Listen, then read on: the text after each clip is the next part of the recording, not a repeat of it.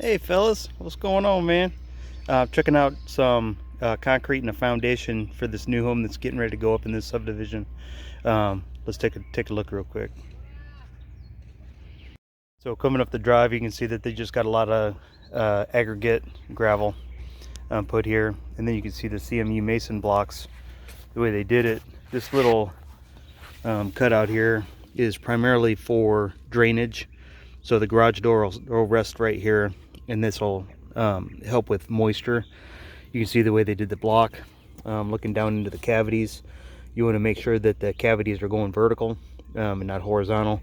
And then they've got some anchor bolts put in here, and this is where they're going to fasten the sill plate to when they're coming through, but not all of them have that. So you're by code have to go so close to the corners with your anchor bolts. And then you can see they've got backfill here, which is going to be a slab on the front, and this will be for a front porch. You can also see here in the garage how they've got that. So you look back here in the corner how it's nice and tight up at the top, and then it's got a slow taper all the way down, and that's to help with moisture, so that in the event water gets in here, it drains out. You can see this one sat for a while, so they've got the rainwater that's gotten in there. They're going to probably wait to do any kind of work in there until that dries out.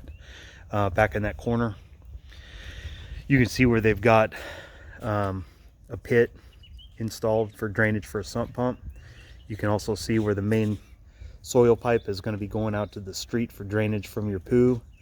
Looking down here, you can also see where the footer was. So they got the footer, and it'll be the same distance out. The way you're looking at it here, coming out, it's going to be the same distance on the opposite side. And then the block comes up, and you can see how they alternate it.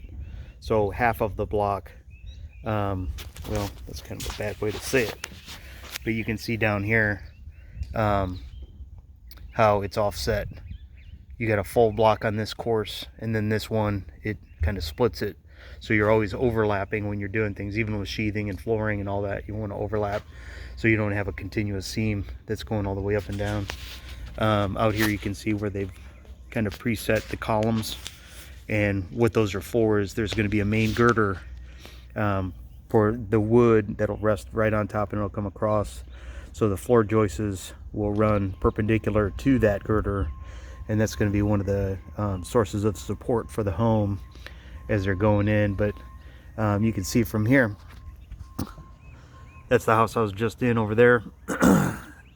They got a crew putting something in here, and then over on this side they've got another foundation going up where they're getting ready to set the floor system as well. But you can see all around, man, this is a hotbed of activity still happening. This is April 2nd, 2020.